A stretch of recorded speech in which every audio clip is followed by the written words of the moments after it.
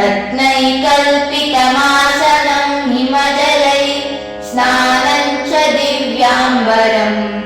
नानारत्नविभूषितं मृगमदा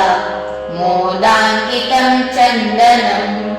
जातीचम्बकबिल्वपत्ररचितं च धूपं तथा दीपं देवदयानिधे पशुपते रत्कल्पितं ग्रह्यताम् सौवर्णे नवरत्नगण्डरचिते पात्रे घृतं पायसं भक्ष्यं पञ्चविधं पयोदधियुतं रम्भाफलं पानकं शाकानां जलं रुचिकरं कर्पूरगण्डोज्ज्वलं ताम्बूलं मनसा मया विरचितं भक्त्या प्रभो स्वीकुरु छत्रं चामरयोर्युगं व्यजनकं चादर्शकं निर्मलं वीणावेरिमृदङ्गकाहलकला गीतं च नृत्यं तथा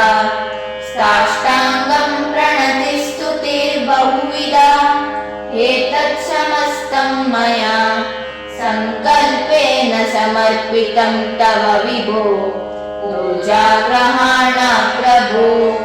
आत्मात्मं गिरिजामती सहचरा प्राणा शरीरं नृहं पूजा ते विषयोपभोगरचना निद्रा समाधिस्थिति संचारः पदयो प्रदक्षिणविधि स्तोत्राणि सर्वा गिरो यद्यत् कर्म करोमि तत्तदखिलं शम्भोत्तवाराधनं